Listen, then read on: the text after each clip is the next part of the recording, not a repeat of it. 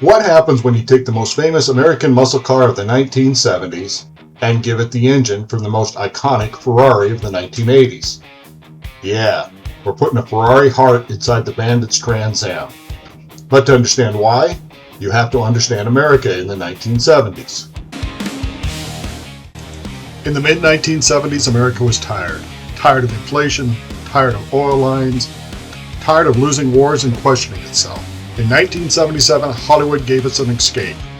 Smokey and the Bandit, a movie of pure escapism. But that Trans Am, cool as it was strangled by newly implemented emission standards. You could say it was all hat with very few cattle. But by 1980, America was ready for a comeback. Along comes Thomas Magnum, an optimistic Vietnam vet living on a beach in paradise. In his car of choice, a Ferrari 308. Talk about a visual pep talk for America. In this episode of Reel Rides, we are taking the authentic optimism of Magnum's Ferrari and injecting it into Bandit's Trans Am. Because American outrageousness started in the 1980s. And while Bandit's Trans Am was iconic, while it was cool, it was not outrageous. It needs to be outrageous. Hey there, car guys and movie buffs. In this episode, we are smashing Smokey and the Bandit and the TV series Magnum P.I. In Smokey and the Bandit, the Trans Am wasn't optimism. It was defiance. The Trans Am looked fast. It looked powerful. It looked like America still believed in itself. But under the hood, it was strangled, choked by emissions. 3 years later came something different. Thomas Magnum, a Vietnam vet without baggage, private investigator, serious, but not self-serious, optimistic without being naive. His Ferrari 308 wasn't just a car. It represented America's new aspiration. Not muscle, not rebellion, confidence. And come on, Tom Selleck, Burt Reynolds, two of the greatest mustaches in cinematic history. Those mustaches are every bit as confident as the Trans Am and the Ferrari. Man, those two mustaches belong in the same episode. But here's the problem. That Bandit Trans Am deserved more power. And Magnum, the quintessential American, deserved more muscle. So what if we combine the two cars? What if 1977 Defiance actually had the engine to back it up? What if the Trans Am had the heart of a Ferrari? What if we put a Ferrari engine in an iconic Bandit Trans Am? Flat plane crank, Italian Fury, 8,000 RPM redemption. Now, this breaks the garage build rule. Even I think this is heresy. But some ideas are too good not to build, so off we go. If you're into reimagined movie cars like this, hit subscribe. Or do me a solid and hit the like button. I drop a new episode every other week. They can get pretty wild, but every one of them is meant to be garage buildable. Let's be honest, calling the plot of Smokey and the Bandit thin is an insult to paper. Two guys are hired to bootleg 400 cases of Coors beer from Texarkana to Atlanta in 48 hours. That's it. That's the movie. It's essentially a 90-minute music video for a CB radio subculture that was already starting to peak. But in 1977, audiences didn't want Citizen Kane. They wanted Burt Reynolds' laugh, Sally Field's charm, and a car that could jump a broken bridge while a frustrated Sheriff Buford T. Justice screamed into the void. Here's where the nostalgia hits a speed bump. The movie was a blast of pure optimism, a middle finger to the malaise of the 1970s. We were a country reeling from the shadow of Vietnam, paralyzed by the 1973 oil shocks and watching inflation eat our paychecks. The Bandit represented the comeback we all wanted. Someone who could outrun the law and the system without breaking a sweat.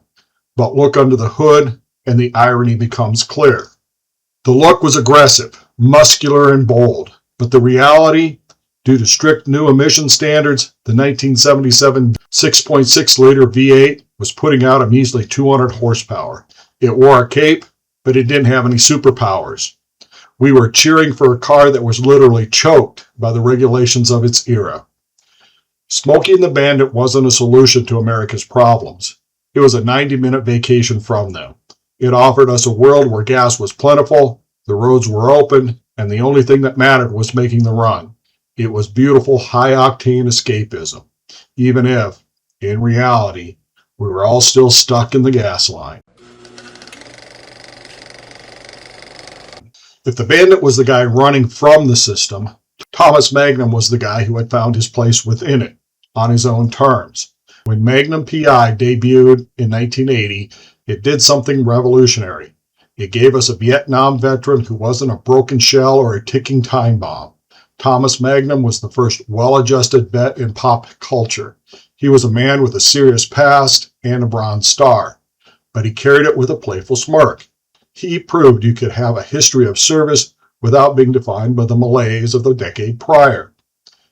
Magnum looking into the camera and grinning while wearing a flowered print Hawaiian shirt, that was medicine for the American soul. It was exactly what we needed. If you haven't seen it, the show is pretty standard TV fare, just set in an exotic location. The show follows Thomas Magnum, a former U.S. Navy SEAL and Vietnam veteran who works as a private investigator in Hawaii. He lives, semi-officially, on the estate of a wealthy, unseen novelist, Robin Masters, where he frequently clashes with the estate's major domo, Jonathan Higgins. Structurally, the show is procedural. Client presents problem, investigation unfolds across Hawaiian setting, complication escalates. Criminal syndicates, corrupt officials, kidnapping, espionage angles, but everything is resolved by episode's end. However, it's not purely case of the week. Across seasons, recurring threads develop with Vietnam flashbacks and arcs with former SEAL teammates Rick and TC. Magnum's antagonistic relationship with Higgins is ever present, and there were the occasional darker, morally weighty episodes dealing with real issues like PTSD or survivor's guilt. So the format is episodic plot, along with light character serialization. It's a detective show where the cases reset every week, but the optimism doesn't. Now, by the time the show established itself at the top of the TV ratings in the early 1980s, and that Ferrari 308 had become a household name, the American mood had shifted. We were entering the Reagan years, and the misery index was finally starting to break. Inflation was dropping. Interest rates were heading south. National pride was rising. The show wasn't just optimistic escapism like Bandit. It felt like a preview of a victory lap. We weren't just surviving the oil shocks anymore. We were starting to thrive. And nothing captured this new morning in America better than the Ferrari. If the Trans Am was the car of the working class hero, the 308 was the car of the aspirational hero. The Ferrari represented a world that was becoming more global, more sophisticated, and more affluent. It was the mojo car. It didn't matter that Magnum didn't actually own it. Thanks, Robin. What mattered was that an American vet was behind the wheel of the finest machinery in the world, driving into a future that finally looked bright. Magnum was the bridge. He helped America put the baggage of the 70s in the rearview mirror. While the Bandit was a beautiful fantasy of running away, Magnum was the reality of moving forward. He showed us that you could be a hero, have a past, and still enjoy a cold beer and a fast car in the sunshine. Funny. In America, nothing says optimism like a fast car. I wouldn't have it any other way. The Bandit Trans Am was not a movie prop. It was arguably the most culturally influential American performance car of the late 1970s. By 1977, the first golden era of muscle cars was over. In 70 to 71, compression ratios drop. In 73 to 74, we had the oil crisis.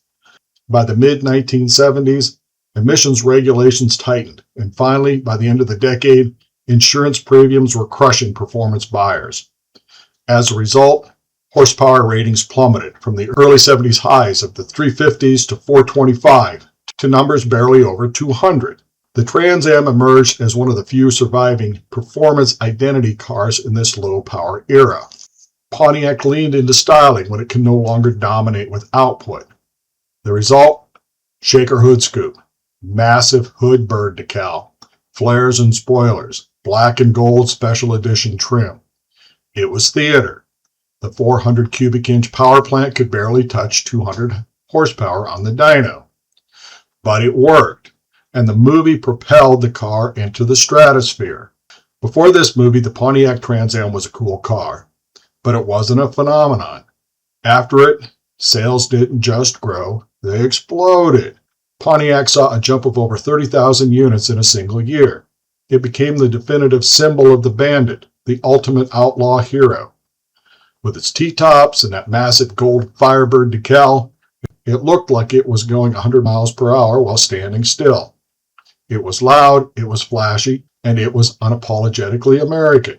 But I've long resented the fact that the car was a power lightweight. The horsepower under the hood did not match the exterior attitude. A 1970s badass? Yes. Outrageous American excess? Not really. When people remember Magnum P.I., they remember three things: the mustache, Hawaii, and the red Ferrari. That Ferrari was not incidental. It was strategic casting. Magnum primarily drove the Ferrari 308 GTS. In early seasons, they used carbureted 308s, but later seasons updated to fuel-injected versions. The 308 GTS was powered by a 2.9-liter dual overhead cam V8. Early years had 2 valves per cylinder, but after 1982, the car improved to the 4-valve Quattro Valvove. The engine boasted about 240 to 255 horsepower. Given the car was about 700 pounds lighter than the Trans Am, it was legitimately quick for the 1980s. It wasn't dramatically more powerful than the Trans Am, but it was much more efficient.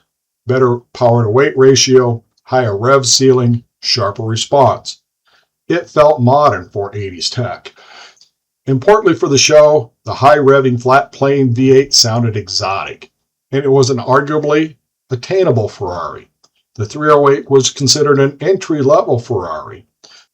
As America was starting to breathe again, that Ferrari suddenly seemed like a reasonable aspiration. In the end, the 308 cemented Ferrari's V8 road car lineage, opening the door for the 328, the 348, the 355, the 360, and etc. It became one of the most recognizable Ferraris ever built. It is arguably the most iconic Ferrari of the pre-Testarossa era, and much of that visibility is due to Magnum P.I. The Bandit was a mirage of power. Magnum was the promise of precision. Today we stop pretending. We shave the badges, we delete the bird, we remove the theater of the 70s to make room for the engineering of the 80s. But the real outrageousness isn't what we take off, it's what we put in. Under the shaker hood lives a 4.3-liter Ferrari F136 V8. Naturally aspirated, flat plane crank, 400 horsepower, 8,000 RPM. Not boosted, not cartoonish, just correct in a crazy kind of way. We pair it with a Tremec 6-speed manual. Italian precision meets American leverage.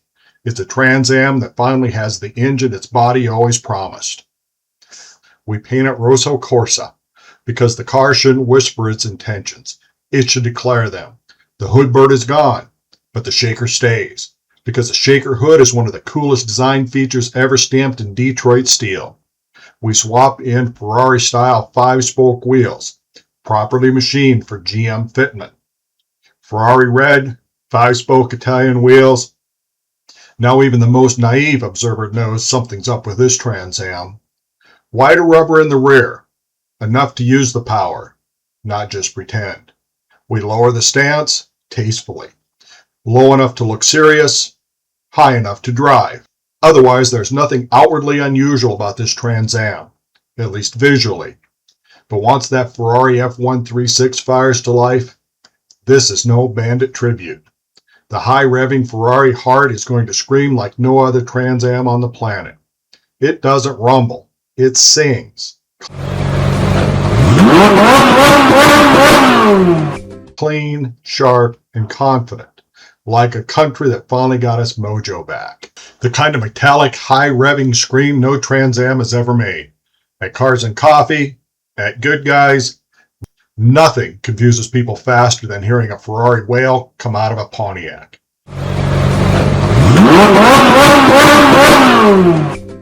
The interior is getting an upgrade. Since we don't care about the bottom line on this one, we reupholster everything we can in leather. We keep the stock Trans Am gauges. The standalone ECU handles the translation. GM-compatible senders to replace the metric units. A speedometer converter handles the thermic signal. Tedious? Yes. Impossible? Not even close. From the driver's seat, it still feels like 1977. Until you bury the throttle and the tack swings way past where Pontiac ever meant it to go. Look, I know what you're thinking. Just buy a Ferrari. But that's not the point of Reel Rides. To build the outrageous Trans Am, we have to leave the driveway swap budget behind. This is bespoke territory. First, the heart. A refreshed Ferrari F136 V8. You aren't finding a healthy one of those for less than 30 grand.